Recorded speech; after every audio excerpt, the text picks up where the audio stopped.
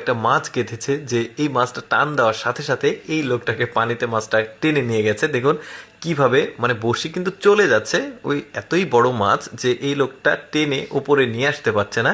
চলুন দেখি আমরা শেষ পর্যন্ত মাছটা কি জাতের মাছ আর কত বড় মাছ। মাছটা অবশ্যই বড়, এটা সিক্রেট থাকলেও শেষের দিকে আপনারা দেখতে পারবেন। তো এই লোকটা অনেক কষ্ট করে বড়শিটা টেনে উপরে নিয়ে আসার চেষ্টা করছে, যতই সে টান দেয় ততই ওর বড়শি কিন্তু ওই মাছটাকে টেনে মাঝখানের দিকে নিয়ে যাচ্ছে। মূল ব্যাপারটা হচ্ছে এটা একটা পাহাড়ি অঞ্চল, আর পাহাড়ি অঞ্চলের যে গভীর অগভীর যে জায়গাগুলো থাকে সেখানে কিন্তু অনেক বড় বড় মাছ থাকে। আর এটাও ওই একটা মানে কি বলবো লেক, আর এখানে অনেক বড় বড় মাছ আছে।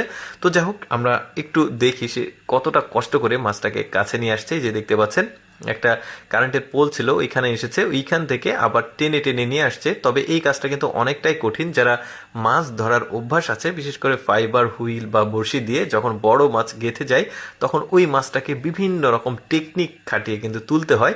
তো এখানে দেখতে পাচ্ছেন ওর সাথে কিন্তু আরো দুইজন আছে, তারাও হেল্প করবে এই মাছটা তোলাতে।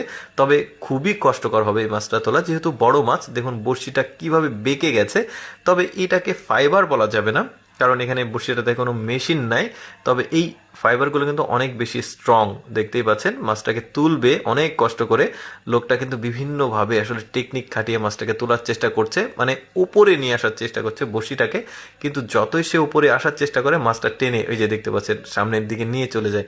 যেহেতু মাছটা বড়, তো ওর আরেকটা সহযোগী আছে, সেও কিন্তু হেল্প করছে আর একজন ভিডিও করছে। এই যে দেখুন বড়শিটার সামনে একদম বাঁকা হয়ে গেছে, এই যে কোনোভাবে একদম মাটির ধারে চলে আসতে পেরেছে।